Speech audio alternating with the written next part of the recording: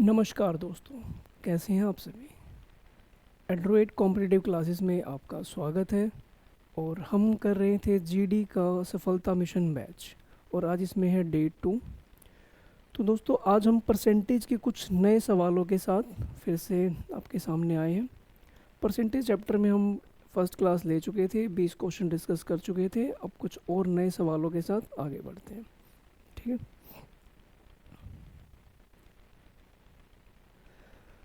हाँ जी, तो दोस्तों कुछ नए सवाल हैं, चलिए चर्चा करते हैं इनकी एक-एक करके।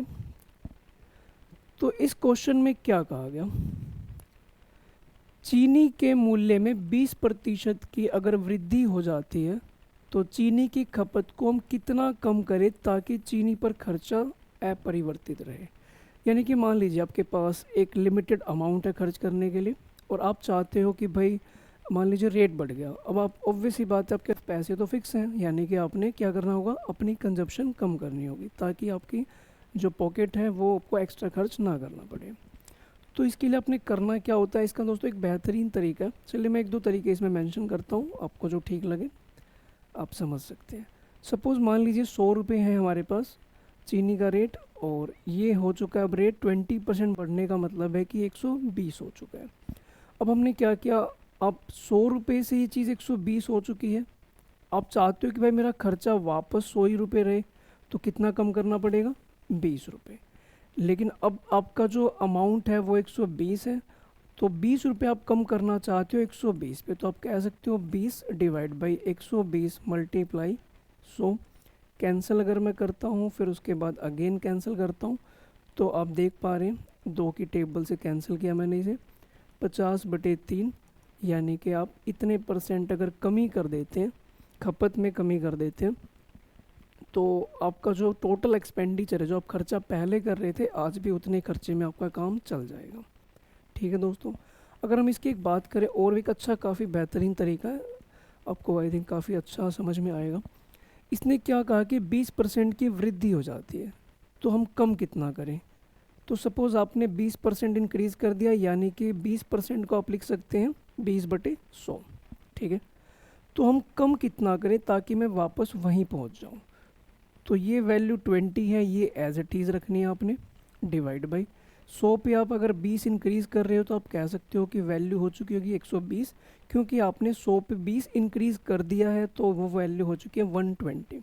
और परसेंटेज निकालने के लिए आपने 100 से मल्टीप्लाई, तो अगेन आप ये चेक करते हैं, सोल्व करते हैं, तो आप पाएंगे 50/3% इसका आंसर, यानी कि ऑप्शन नंबर सी। तो जो मेरा मानना है वो कहीं ना कहीं ये वाला तरीका आपका काफ़ी अच्छा है। ठीक है, अच्छा एक चीज़ इसमें और दोस्तों कि अगर ये परसेंटेज कई बार मिक्स फ्रैक्शन में होगा तो आप इसे नॉर्मल फ्रैक्शन में कन्वर्ट कर लोगे ताकि ये और सिंपल वे में किया जा सके। तो एक क्वेश्चन है, इसी टाइप पे हम एक दो क्वेश्चन और डिस्कस करते हैं। चलिए, तो अगला क्वेश्चन है, मेरे साथ साथ आप ट्राई करेंगे। इसने क्या कहा कि वेतन में कितने प्रतिशत की कमी 20% वृद्धि को प्रभावहीन कर सकती है। यानी कि मान लीजिए जो सैलरी है वो 20% बढ़ा दी गई, आप चाहते हो कि मुझे वापस वहीं पे ही आना है 20% पे, तो कितने की मुझे कमी करनी होगी। यानी कि एक तरफ आपको इंक्रीज़ वाला पोर्शन दिया हुआ है, दूसरी तरफ आपने डिक्रीज़ करना है। क्वेश्चन वही है पिछले वाला ही, बस इन्होंने स्टेटमेंट में वर्ड्स अलग यूज़ किए हुए। 20/100 है, यानी कि आपने कम कितना करना होगा, तो वो देखते हैं। 20 आपका एज इट इज़ रहेगा, डिवाइड बाई आपका आ जाएगा 120, क्योंकि आपने 100 पे 20 इंक्रीज़ किया है, तो डिवाइड में आपका ये 20 आ जाएगा 120। और परसेंटेज निकालने के लिए 100 से हम मल्टीप्लाई तो करते ही हैं। फिर से मैंने कट किया तो अगेन आप देख पा रहे हैं भाई वही आंसर आएगा जो पिछले में आया था, यानी कि 50/3%। ऑप्शन नंबर बी आपका करेक्ट होगा। मतलब क्वेश्चन तो आपका वही था, बस ये है कि स्टेटमेंट में थोड़ी सी वर्डिंग इन्होंने चेंज की और क्वेश्चन इन्होंने नया फ्रेम कर दिया। ठीक है, तो ये काफ़ी आसान सा क्वेश्चन था। चलिए एग्जैक्टली सेम सवाल और है। हाँ जी, तो क्या कहा गया, एक मज़दूर की मजदूरी में 20% की कटौती कर दी जाती है, कुल मिला के आपने 20% की कमी कर दी है। तो ऑब्वियस ही बात है भाई, पूछेगा यही कि हम कितना इंक्रीज़ करें। ठीक है, तो इसने कहा कि बराबर करने के लिए आप कितने प्रतिशत की वृद्धि करेंगे। ठीक है, अपने 20% की कमी कर दी, तो अगेन वही 20% का मतलब है आप इसे लिख सकते हैं 20/100, ये कमी आ गई। तो आप इसे इंक्रीज़ कितना करेंगे? तो 20 तो भाई आपका एज इट इज़ रहेगा, इसमें कोई बदलाव नहीं करना आपने। 100 पे आप 20 की कमी कर रहे हैं, यानी कि 100 पे 20 की अगर आप कमी करते हैं तो कितनी वैल्यू रह जाएगी? 80। यानी कि डिवाइड में आप लिख देंगे 80 और परसेंटेज के लिए मल्टीप्लाई बाई 100। ये 20 से कट किया 4 पे गया और इसे कट किया तो ये 25 पे। तो आप कह सकते हैं कि भाई मुझे कितनी वृद्धि करनी होगी? 25% की। मतलब 20 मैंने कम किया तो मुझे 25% बढ़ाना होगा ताकि मैं वापस वहीं पहुंच जाऊं जहां मैं पहले इसकी जो मजदूरी थी वो। चलते जाओ जी, अगले सवाल पे आते हैं, क्या कहा गया देखते हैं। एक संख्या को पहले 20% आपने बढ़ाया और फिर आपने दोबारा से 20% इंक्रीज़ कर दिया। बढ़ाई गई संख्या को कितने प्रतिशत घटाया जाए ताकि आप वापस अपने स्टार्टिंग वाली वैल्यू पे ही पहुंच जाए? मतलब कि आपने पहले वैल्यू बढ़ाई, अगेन आपने दोबारा से इंक्रीज़ किया, अब चाहते हैं कि भाई मैं दोबारा कितना डिक्रीज़ करूं कि मैं स्टार्टिंग वाले पॉइंट पे पहुंच जाऊं।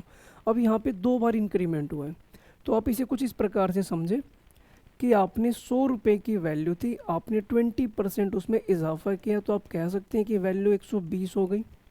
हाँ जी सर। उसके बाद फिर आपने 20% दोबारा इंक्रीज़ किया, तो ध्यान रखना भाई 120 का 20% कहीं आप गलती से ऐसा ना हो कि आप 20 ऐड कर दो। तो अगर मैं इसका 20% ऐड करता हूँ तो वो 24 होगा। कुल मिला के वैल्यू कितनी हो जाएगी? 144। यानी कि 2 बार इंक्रीज़ करने पे 100 रुपये वाली वैल्यू बन चुकी है कितनी? 144। आप चाहते हो वापस वहीं जाना, मैं दूसरा पेन लेता हूँ। ओके, तो आप चाहते हो मुझे वापस कि मैं यहाँ से कहाँ पे, सॉरी,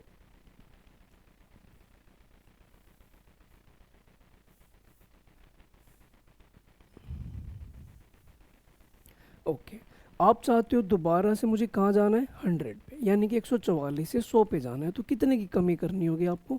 तो 44 की कमी करनी होगी। तो आप कह सकते हैं 44 की कमी आ रही है कितने पे? 144 पे। और मल्टीप्लाई परसेंटेज निकालने के लिए 100। कट करूँ अगर मैं ये 4 की टेबल से तो ये 11 पे जा रहा है, और 4 की टेबल से ये करता हूँ तो ये 36 पे जा रहा है। अगेन मैंने 4 की टेबल से कट किया, ये 9 पे गया, और 4 की टेबल से कट किया तो ये 25 पे। मुझे बस इतना देखना है कि अब कुछ कैंसिल तो हो नहीं रहा, और डिवाइड में आप देख पा रहे हैं क्या आ रहा है? 9। तो डिवाइड में 9 भाई एक ही ऑप्शन में है, वो है ऑप्शन नंबर ए। आप मल्टीप्लाई भी कर सकते हैं, तो 275/9%, ये आपका आंसर आएगा। आई होप दोस्तों समझ आ गया होगा अच्छे से। ठीक है, काफ़ी प्यारे क्वेश्चन है जीडी में, और इनकी काफ़ी संभावना भी है आने की। चलिए, कुछ ऐसा ही सवाल और भी है। क्या कहा गया? तो इसमें इन्होंने कहा कि किसी कंपनी में मज़दूरों की संख्या 25% बढ़ा दी गई। ठीक है, यानी कि एक सेक्शन में हमने इंक्रीज़ कर दिया, और प्रति व्यक्ति मजदूरी में 25% की कमी कर दी जाती है। फाइनली क्या होता है? मजदूरी में x% की गिरावट आ जाती है, तो x का मान क्या होगा? कुल मिला के आपने क्या किया? एक कंपनी में लेबर इंक्रीज़ की, अपने सॉरी लेबर को 25% क्या कर दिया? लेबर इंक्रीज़ कर दी, और उनकी मजदूरी में 25% की कमी कर दी। ऐसा करने से ओवरऑल क्या हुआ? मजदूरी में कुछ ना कुछ कमी आई है, जिसको इन्होंने x% बोला, अपने x की वैल्यू निकालनी है। इसका काफ़ी प्यारा सा सॉल्यूशन है। क्या? अगर मान लीजिए ऐसा कुछ आता है तो उसका जो नेट इफ़ेक्ट होता है, वो नेट इफ़ेक्ट का इस तरीके से निकाल सकते हैं। इस फॉर्मूले से आप उसका नेट चेंज निकाल सकते हैं। अब आपने ये देखना है कि एक वैल्यू आपने इंक्रीज़ की है, एक वैल्यू आपने डिक्रीज़ की है। तो जो वैल्यू आपने इंक्रीज़ की है वो पॉजिटिव, दूसरी वैल्यू आपने डिक्रीज़ की इसलिए वो नेगेटिव। अब इसमें एक इंक्रीज़ है, एक डिक्रीज़ है, मतलब एक पॉजिटिव एक नेगेटिव है, तो पॉजिटिव इंटू नेगेटिव आप करेंगे तो नेगेटिव ही आएगा, ये बात जानते हैं आप। यानी कि ये दोनों वैल्यूज़ मैंने यहाँ मेंशन की। इससे ये कैंसिल हो गया। 25 से अगर मैं कट करता हूँ तो ये 4 पे जा रहा है, यानी कि जो आपका आंसर है वो -25/4। तो यानी कि नेगेटिव, इसका मतलब ये है कि फाइनली वो डिक्रीज़ हुआ है, और इसने पूछा भी डिक्रीज़ था, यानी कि ऑप्शन नंबर डी आपका यहाँ पर करेक्ट हो जाएगा। ठीक है, तो आपने इसमें एक नई चीज़ सीखी है, वो ये फॉर्मूला है जिसमें आप नेट चेंज अगर कभी भी निकालना चाहें, दो वैल्यूज़ आप इंक्रीज़ कर रहे हैं या दो वैल्यू डिक्रीज़ कर रहे हैं, या एक इंक्रीज़ है एक डिक्रीज़ है, तो वहाँ पे ये फॉर्मूला काफ़ी बेहतरीन अप्लाई होता है। तो जैसे आपने देखा यहाँ पे हमने अप्लाई भी करके देख लिया। ठीक है, इतनी बात समझ में आती है? हाँ जी सर, क्लियर है। तो चलो फिर आगे। चलिए इसमें भी काफ़ी बढ़िया एप्लीकेशन होगा इसका, तो समझते हैं इस बात को। क्या कहा गया, एक वस्तु की कीमत पहले 20% कम हो जाती है, इसकी कंजम्पशन जो है वो 20% बढ़ जाती है, तो इसके खर्चे में कितने प्रतिशत की कमी या वृद्धि होगी। यानी कि फाइनली क्या हुआ कि आपने एक उसके रेट में कुछ कमी आई तो आपने ज़्यादा खरीदना शुरू कर दिया, तो भाई कहीं ना कहीं टोटल खर्चे में कुछ ना कुछ तो चेंजेस आए होंगे, या तो आपने भाई कुछ ज़्यादा पैसे खर्च कर दिए होंगे या फिर आपने कुछ कम किया होगा, तो आपने वही बदलाव ढूंढ के लाना है। तो अगेन आपने एक वैल्यू बढ़ रही है घट रही है या दो चीज़ों में बदलाव आ रहा है, तो उसके लिए आपने यही फॉर्मूला अगेन अप्लाई करना है, X plus Y plus X into Y by 100। पहली वैल्यू आपने घटाई है इसलिए -20, दूसरी वैल्यू आपने बढ़ाई है यानी कि +20। एक बढ़ रही है और एक घट रही है तो फाइनली नेगेटिव ही तो आना है, तो आप कह सकते हैं 20 इंटू 20/100। इससे ये कैंसिल और इससे भाई ये कैंसिल, इससे ये कैंसिल, तो आप देख सकते हैं -4%। यानी कि फाइनली आप कह सकते हैं कि आपके खर्चे में कमी ही आई है, यानी कि 4% का डिक्रीज़ आया है। ऑप्शन नंबर बी आपका यहाँ पे करेक्ट हो जाएगा। क्लियर है यहाँ तक की बात। तो दोस्तों है सवाल बड़े आसान से, बस आपने फोकस होकर अपनी स्टडी करते जाना है। सवाल सपोज हो सकता है भाई एक बार में ना आए तो आप अगेन दोबारा वीडियो देखें, तो कोई बड़ी मुश्किल बात नहीं है सवाल करना, ठीक है। हो सकता है किसी बच्चे का मैथ वीक है, तो सामान्य सी बात है भाई, किसी न किसी भी विद्यार्थी का कोई ना कोई सब्जेक्ट वीक होता है, आपने उस पर काम करना है और आपने उस चीज़ पे कवर अप करना है, कोई बड़ी बात नहीं है, ठीक है। गाइडेंस के लिए भाई हम हैं आपके साथ। एक वस्तु की कीमत में 25% की कमी आ जाती है, ठीक है, घट जाती है, तो उसकी बिक्री में 30% की वृद्धि आ जाती है। तो आपने पता लगाना है कि उसकी जो अर्निंग है उस पर क्या इम्पैक्ट पड़ेगा, मतलब ये वही टोटल खर्चे पे या वैसा कुछ कह सकते हैं आप। तो एक वैल्यू घट जाती है, मैं फॉर्मूला नहीं लिख रहा, आप लिख के बताएंगे मुझे, मैं अप्लाई कर रहा हूँ। यानी कि -25 + 30, क्योंकि दूसरी वैल्यू बढ़ रही है, फिर दोनों की मल्टीप्लिकेशन यानी कि 25 × 30 डिवाइड बाई 100। आप कह सकते हैं इसकी जो बात करें तो ये आप कह सकते हैं प्लस का 5 रहेगा, और अगर मैं इसको सॉल्व करूं तो 25 × 3 750 डिवाइड बाई 100। तो मैं इसे लिख के बता रहा हूँ आपको, आप इसे लिख सकते हैं भाई, नीचे 2 जीरो है तो डेसिमल लगेगा, तो ये 7.5, और अगर मैं सब्ट्रैक्ट करता हूँ तो -2.5%, यानी कि कुल मिला के गिरावट ही आई है। तो आप कह सकते हैं ऑप्शन नंबर बी आपका यहाँ पे करेक्ट हो जाएगा। सेम क्वेश्चन है, बस पूछने के न्यारे न्यारे तरीके हैं, नायाब तरीके ये यूज़ कर रहा है, पर आपने घबराना नहीं है। इसने क्या कहा, बेलन की जो ऊंचाई है, अब देखिए यहाँ पे कैसे अप्लाई कर रहा है, सेम कॉन्सेप्ट को एक नए सवाल पे आपने अप्लाई करना है। बेलन की ऊंचाई को 15% तक बढ़ाया गया। बेलन सिलेंड्रिकल फॉर्म, हालांकि मेंसुरेशन वाले टॉपिक की बात हो रही है बट परसेंटेज से रिलेटेड है ये। आधार की त्रिज्या को 10% कम किया जाता है, तो बेलन के पृष्ठीय क्षेत्रफल का प्रतिशत कितना चेंज होगा ये आपने पता लगाना है। देखिए दोस्तों, अगर हम बात करें कि भाई क्या होता है पृष्ठीय क्षेत्रफल बेलन का, तो वो होता है 2πRH। ये CSA बोलते हैं, पृष्ठीय क्षेत्रफल, कर्ड सरफेस एरिया। इसमें 2 कांस्टेंट है, इसमें कभी बदलाव आ नहीं सकता। पाई यहाँ पे कांस्टेंट है, कोई बदलाव नहीं आ सकता, यानी कि बदलाव आने वाली चीज़ें जो हैं वो R और H है।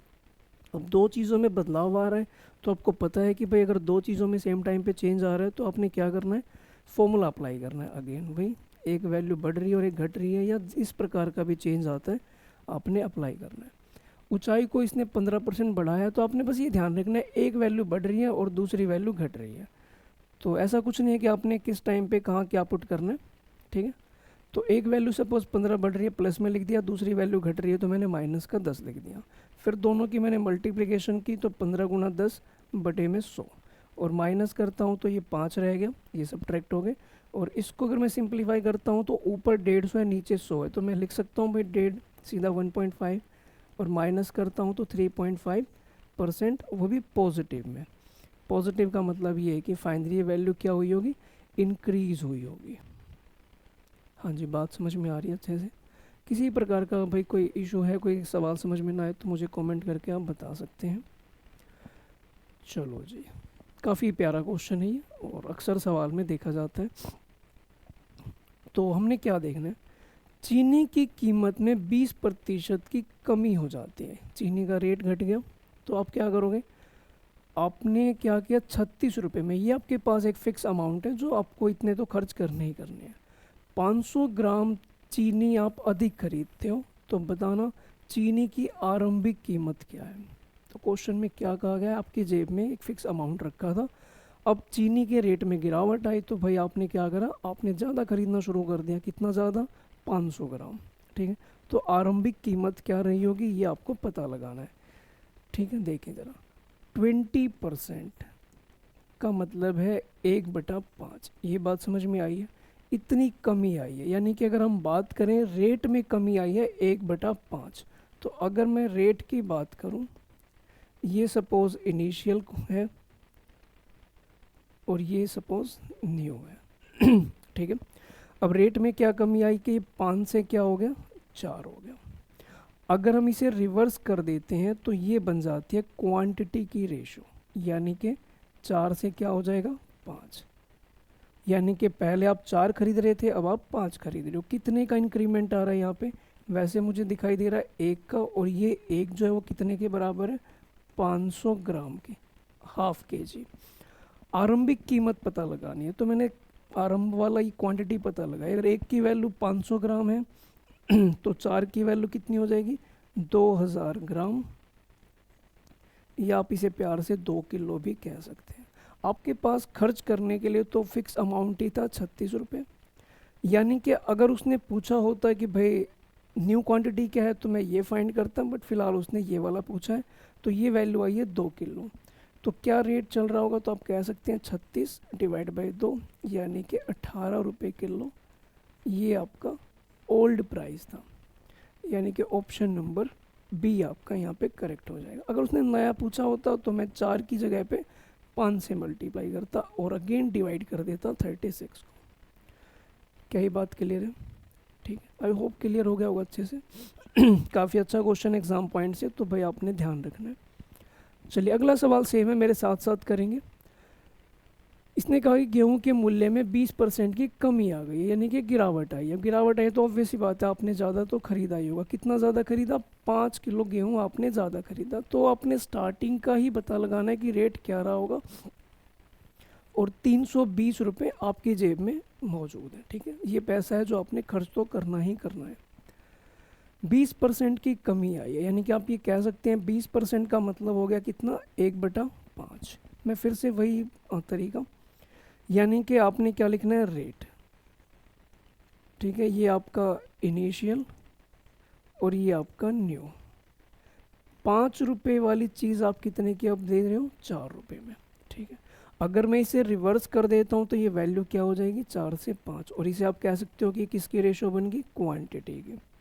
कितना ज़्यादा खरीद पा रहे हो, 1, और वो 1 कितने के बराबर है, 5 किलो के। वो आपसे पूछ रहा था कि आरंभिक, तो भाई आरंभिक के लिए हम इससे मल्टीप्लाई करेंगे, 4 की वैल्यू हो जाएगी 20 किलो, यानी कि आप स्टार्टिंग में 20 किलो गेहूं खरीद रहे थे और आपका जो अमाउंट है वो फिक्स है 320 रुपये। अब 320 को आप 20 से डिवाइड करेंगे तो आप देख पा रहे हैं कितने रुपए किलो, 16 रुपये किलो जो था वो प्राइस था, यानी कि ऑप्शन नंबर ए आपका यहाँ पे करेक्ट हो जाएगा। समझ पा रहे हो बातों को, तो काफ़ी आसान सा ही क्वेश्चन है, बिल्कुल प्यारे सवाल हैं। हाँ जी, मेरी नज़र से देखो तो ये सारे आपको प्यारे ही लगेंगे। क्या कहा गया, 10% की कमी, फिर से वही सवाल बार बार आ रहा है, और 270 रुपये आपके जेब में है, 1 किलो आप बाद एक्स्ट्रा खरीद रहे हो, तो करके दिखाओ फटाफट, और बिना देखे यहाँ से करना है और मेरे साथ आंसर मैच करना है। फिर आपने 10% का मतलब क्या हुआ, 1/10, यानी कि अगर मान लीजिए इनिशियल और प्लस में ये न्यू, इधर लिखता हूँ मैं रेट, यानी कि 10 रुपये की चीज़ जो थी वो कितनी रह गई, 9। अगर मैं इसे रिवर्स कर दूँ तो क्वांटिटी रेशो क्या हो जाएगी, 9 से 10। यहाँ तक बात समझ में आती, कितना एक्स्ट्रा खरीदना पड़ रहा है मुझे, 1 किलो मुझे एक्स्ट्रा मिल रहा है, तो 1 जो है वो 1 किलो के बराबर है। ठीक है, इतनी बात समझ में आती है। ओके जी, क्या पूछा जा रहा है, फिर से वही आरंभिक मूल्य, यानी कि ये 9 की वैल्यू, 9 की वैल्यू क्या हो जाएगी? तो सर 9 किलो हो जाएगी। ओके, 270 रुपये है मेरी जेब में और 9 किलो मैं ख़रीद रहा था, तो क्या भाव चल रहा था? तो आप कह सकते हैं 30 रुपये किलो इसका स्टार्टिंग का प्राइस था। हाँ जी, क्लियर है, बात समझ में आ रही है? हाँ जी सर, अच्छे से तो आ गई। आगे बढ़ो, चलो फिर आगे क्या कहा गया? सेब की कीमत में 10% की कमी आने के कारण आपने 10 सेब अधिक खरीदे, तो कमी के बाद प्रति दर्जन सेब की कीमत क्या होगी? इस बार आपको नई वाली वैल्यू पता लगानी, यानी कि नया रेट पता लगाना है कि भाई क्या रहा होगा, और वो भी 1 दर्जन का। ठीक है, चलो जी, 10% की कमी आई है, यानी कि आप कह सकते हो 10% का मतलब क्या हो गया? 1/10। ओके, यानी कि जो रेट है वो क्या रहा होगा? 10 से क्या हो गया होगा? 9। ठीक है, क्वांटिटी पे क्या असर पड़ेगा इसका? तो क्वांटिटी हो जाएगी 9 से 10। ठीक है, कितना चेंज आ रहा है? 1 का, और 1 जानते हो कितने सेब के बराबर है? 10 सेब के। आपको पता लगाना है कमी के बाद, यानी कि नई वाली वैल्यू। नई का मतलब इस 10 की वैल्यू, तो 10 की वैल्यू क्या हो जाएगी? 100। यानी कि आप जो नई क्वांटिटी है वो 100 एप्पल अब खरीद रहे हैं आप। बात समझ में आई? आपकी जेब में जानते हो कितने रुपए हैं? 54। यानी कि आप 100 सेब खरीद पा रहे हो 54 रुपये में, यानी कि आप जानते हो एक एप्पल की वैल्यू क्या चल रही है? तो आप कह सकते हो 54/100, यानी कि आप इसे प्यार से कह सकते हो 0.54।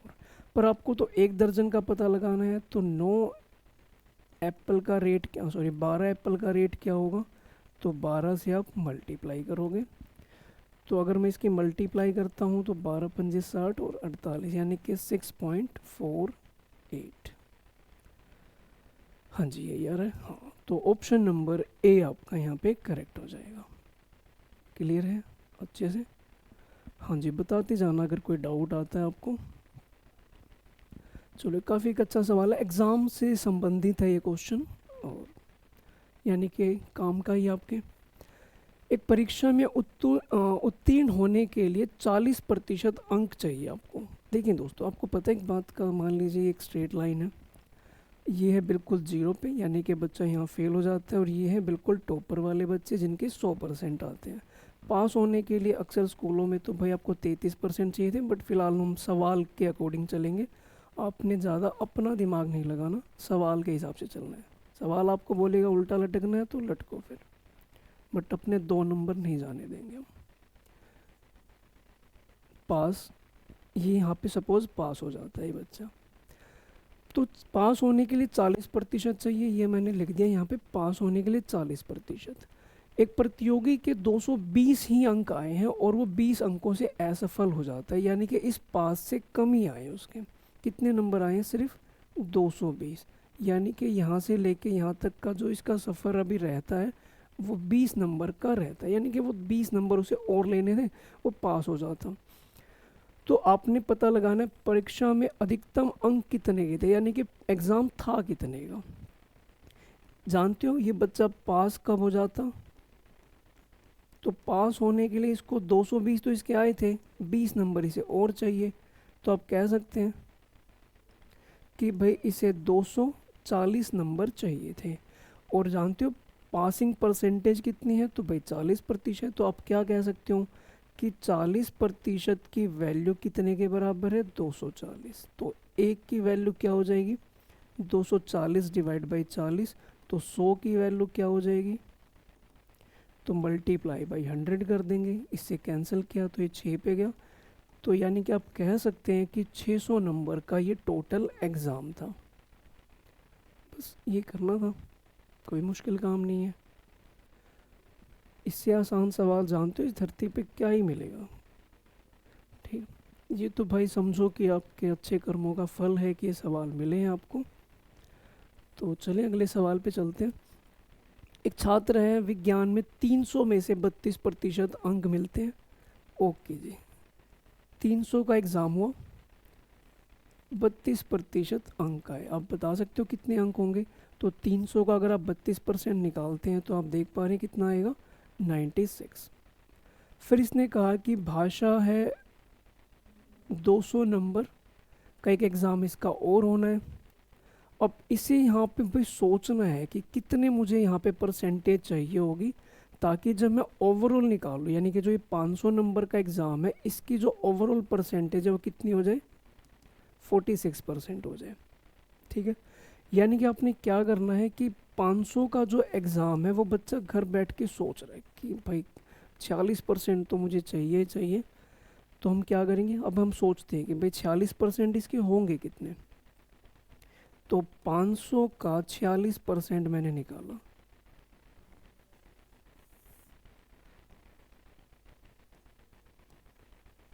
500 का 46% निकाला मैंने, तो भाई ये कितना आ गया, 230 नंबर। इतने नंबर इसने सोच रखे थे। ठीक है, इसमें से भाई इसके आए कितने, प्राप्त कितने कर लिए इसने, तो भाई 96 नंबर तो ये प्राप्त कर चुका है। ठीक है, तो भाई इसे और कितने नंबर चाहिए होंगे, तो 134 नंबर इसे अभी और चाहिए होंगे। कितने में से, तो 200 में से। तो आप कह सकते हैं 134 नंबर अगर चाहिए कितने में से, 200 में से, तो क्या परसेंटेज बनेगी, तो आप कह सकते हैं 67% इसका स्कोर रहा होगा, यही कह सकते हैं। यानी कि इस बच्चे को, अब जनरली आप भी तो यही एस्टिमेट लगाते ना, स्कूल कॉलेज में ये तो करते थे कि भाई 2 एग्ज़ाम हो गए, तीसरे में कितना लेके इतने परसेंट बन जाए वरना पापा डंडे से मारेंगे, ऐसा सोचते थे अक्सर। याद आया आपको बचपन में ऐसा कभी हुआ था। एक परीक्षा में 3 विषय हैं और प्रत्येक भाई 100 नंबर का है। ठीक है, पहले वाले में आपकी परसेंटेज आई है 60, तो ये लो भाई हमने लिख दिया 60%। फिर से दूसरा पेपर हुआ भाई 100 ही नंबर का हुआ, उसमें 80%। अब जानते हो उस परसेंटेज को आप प्यार से नंबर भी बुला सकते हो, अगर आप 100 में से बात कर रहे हो तो परसेंटेज भी है वो अपने आप में नंबर भी है। तो 60% का मतलब है कि 60 नंबर भी मेरे आ चुके हैं, और 80% का मतलब है 80 आ चुके हैं। अब भाई ये घर बैठ के फिर से वही सोच रहा है, बड़ी गहन चिंतन में है कि 70% तो लाने ही लाने हैं, तो कितने परसेंट या कितने मार्क्स इसको लेने होंगे थर्ड एग्ज़ाम में। तो अब जानते हो कितने का पेपर हो चुका है ये, 300 का। अब 300 का वो सोच रहा है यहाँ पे बैठ के कि भाई 300 का तो मुझे 70% लाना ही लाना है। तो 300 का 70% कितना हो गया, तो ये हो गया 210। 210 इसका टोटल होना चाहिए, वरना बस क्या ही बताएं, इसके लिए जीवन व्यर्थ हो जाएगा। अब 210 नंबर लाने हैं, 60 ये आ गए, 80 ये आ गए, 140 तो आ ही गए, कितने नंबर और लेने होंगे मुझे, 70।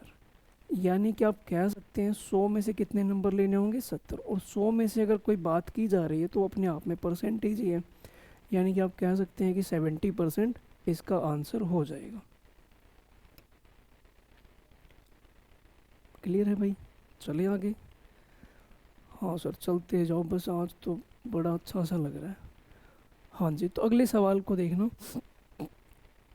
किसी प्रतियोगी को एक परीक्षा में 20% अंक प्राप्त होते हैं, 30 नंबर से वो फेल हो जाता है। ओके, बड़ी दुख की बात है। चलो हमारे लिए तो खैर सवाल है। तो इसके 0% है और ये भाई टॉपर है। एक बच्चा है, सपोज हमने यहाँ फिक्स कर लिया पास होने के लिए यहाँ कहीं से आना चाहिए था, बट उसके नंबर आए हैं 20% और वो फेल हो गया, तो कहीं ना कहीं पास से तो पहले ही रहा होगा। यहाँ पे उसकी परसेंटेज है 20 और फेल हो गया इतने से। ठीक है, कितने से फेल हुआ है भाई, 30 नंबर से, यानी कि यहाँ से लेके यहाँ तक जो फासला है वो 30 नंबर का है। एक दूसरा प्रतियोगी भी है, 32% उसके अंक आए हैं, सपोज हमने इसे यहाँ रख दिया 32%।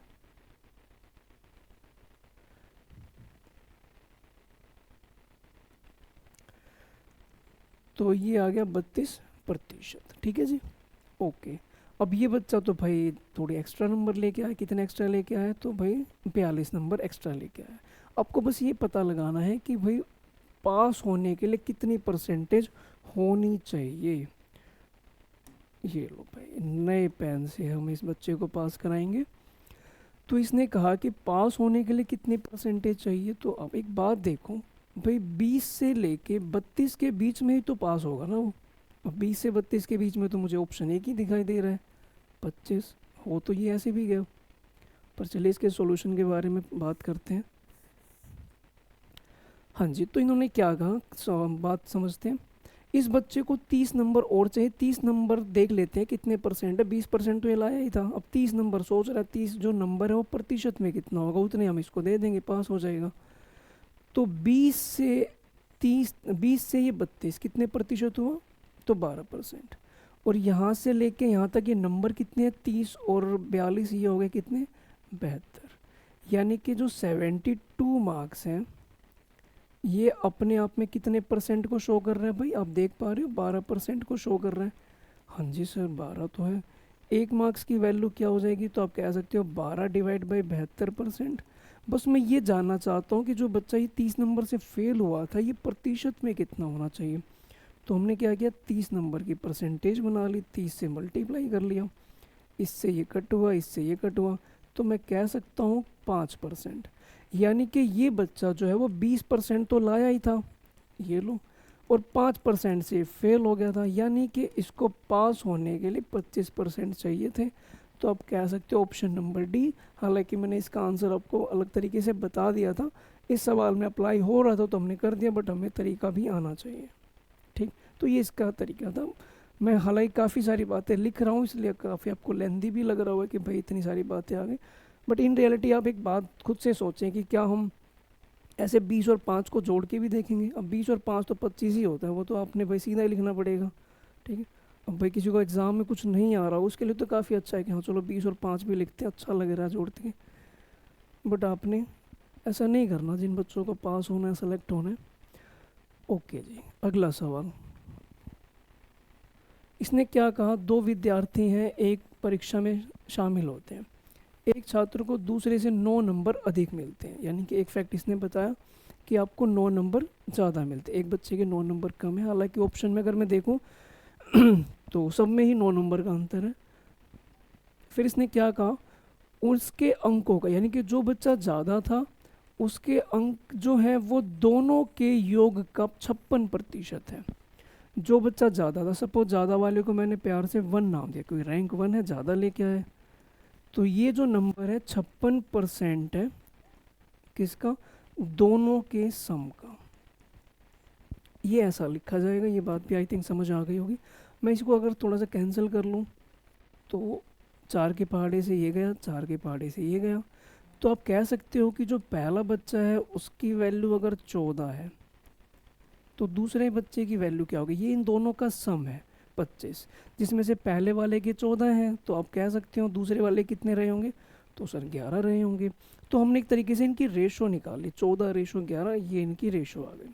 फिर क्या कहा गया कि इस ज़्यादा वाले बच्चे के 3 नंबर ये ज़्यादा लेके आया हुआ था। वैसे मुझे रेशो में गैप दिखाई दे रहा है 3 का, वो 9 मार्क्स के बराबर है। तो 1 की वैल्यू क्या हो जाएगी, तो आप कह सकते हो 3 नंबर के बराबर है। मुझे इन दोनों के नंबर पता लगाने हैं। अगर 1 की वैल्यू 3 है तो आप बताओ ज़रा, इस 14 की वैल्यू क्या हो जाएगी, तो मल्टीप्लाई करेंगे तो 42। और 1 की वैल्यू अगर 3 है तो 11 की वैल्यू क्या हो जाएगी, तो आप कह सकते हैं 33। तो 42 और 33, क्या आप देख पा रहे हैं, ऑप्शन नंबर ए आपका करेक्ट है। काफ़ी अच्छा क्वेश्चन था ये, ठीक, प्यारा सा क्वेश्चन था। चलो जी आगे बढ़ते हैं। Question number 18। एक विद्यालय में 2 सालों में क्रमशः 100 और 75 छात्र एक एग्ज़ाम में शामिल होते हैं। ठीक है जी, ये है 100 और ये है 75। ये भाई 2 अलग अलग एग्ज़ाम के छात्र हैं। पहले में से 75% छात्र पास हो गए, ओके जी, और दूसरे में से 60%। तो 100 का 75, तो आप कह सकते हैं पहले वाले में तो 75 है, 100 के रेफरेंस में तो हमें कुछ दिक्कत ही नहीं होती। ठीक है, और 75 का अगर मैं 60% निकालता हूँ तो कितना आ रहा है, तो सर 45 आ रहा है। अगर मैं इनको जोड़ूँ तो टोटल 120 बच्चे पास हुए कितने में से, तो आप कह सकते हैं 175 में से 120 बच्चे पास हुए हैं। आपने बस ये पता लगाना है कि एवरेजली कितने बच्चे परसेंटेज वाइज पास हुए हैं। तो 120 डिवाइड बाई 175 मल्टीप्लाई 100। 25 की टेबल से कट किया, ये 7 पे गया और ये 4 पे गया। अब मुझे यहाँ पे दिखाई दे रहा है कि कट तो मैं कर ही नहीं पाऊँगा, 7 के टेबल में तो कोई भी नंबर नहीं आ रहा और डेसिमल यहाँ पे है नहीं, तो मैं फ्रैक्शन में आंसर कर देता हूँ।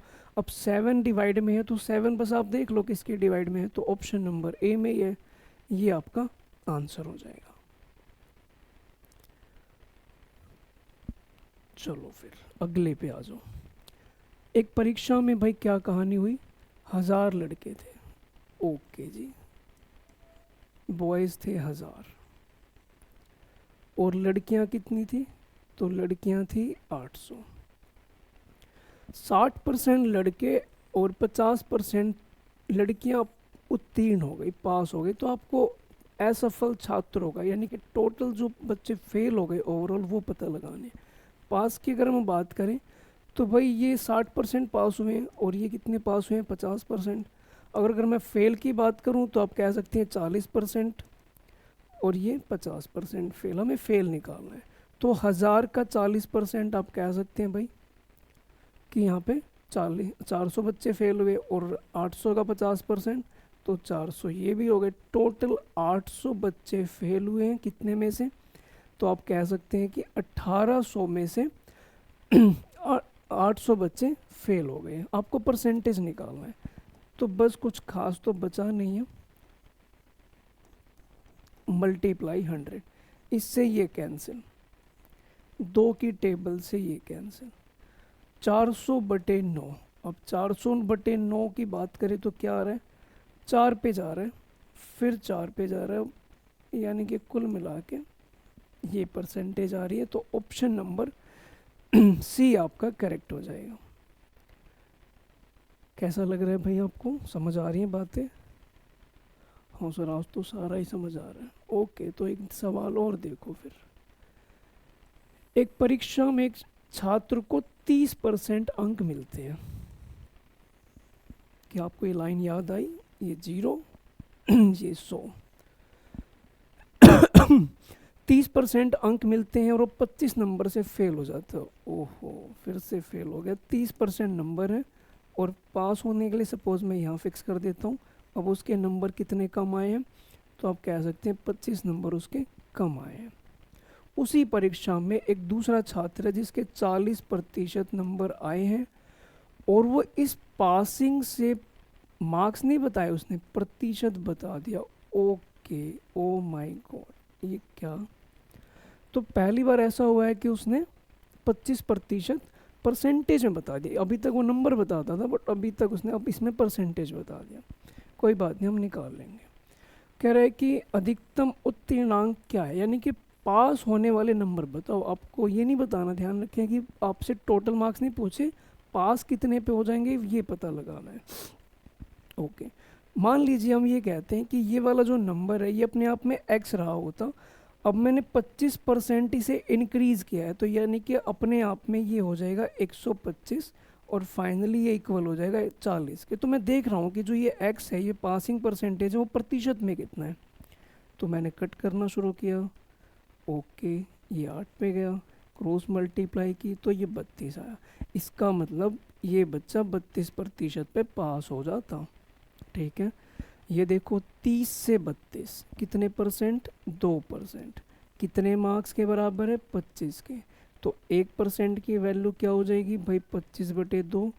और आपको तो पासिंग बताना था, यानी कि आपने 32 की वैल्यू पता लगानी है, यानी कि मल्टीप्लाई बाई 32। इससे हमने इसे कट कर दिया। अब 25 गुना अगर मैं 16 करता हूँ तो 25 की पहले मैंने 10 से करी 250, फिर 6 से किया 150, कुल मिला के 250 और 150 कितने हो गए, 400। यानी कि ये बच्चा 400 नंबर पे पास हो जाता, कोई भी मुश्किल काम नहीं था। क्या समझ में आई ये बात? तो एक काफ़ी अच्छा सवाल था, आखिरी था लेकिन कम नहीं था। तो दोस्तों मिलते हैं हम नेक्स्ट वीडियो में। दोस्तों, तो वीडियो अगर आपको पसंद आई है तो इसे लाइक, शेयर एंड सब्सक्राइब ज़रूर कर दें, और कम से कम जो बच्चे नीडी हैं, जिनको सच में आवश्यकता है, उन तक ये वीडियो पहुंच जाए, ताकि हम चाहते हैं कि मैक्सिमम बेनिफिट हो सके बच्चों का। ठीक, तो मिलते हैं हम नेक्स्ट वीडियो में। थैंक यू वेरी मच, अपना ख्याल रखें, अपनी पढ़ाई अच्छे से कंटिन्यू रखें, मिलते हैं नेक्स्ट वीडियो में।